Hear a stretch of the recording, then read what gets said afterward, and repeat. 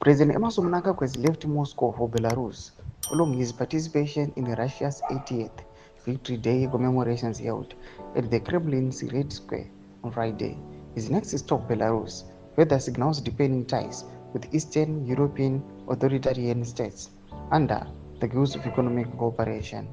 Sanapenda mashikwamdanyu chinzi Mnangagwa now an airborne president amid secretive costly foreign trips. Subscribe like on the bell kuti pinapana pamundu wanyu kwamuchinzi Mnangagwa's foreign trips often kept secret until he learns continue to drain millions on taxpayers' money.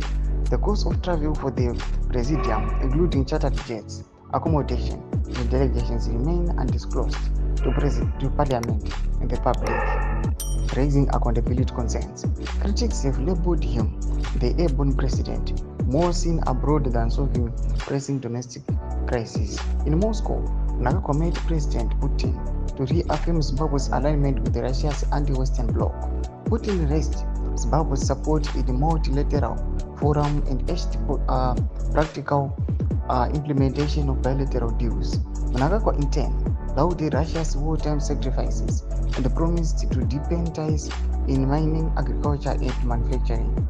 However, beneath the ceremonial diplomacy lie deeper geopolitical interests. Mnangagwa has adopted Russia and Belarus as models for governance marked by military dominance, surveillance, and media control.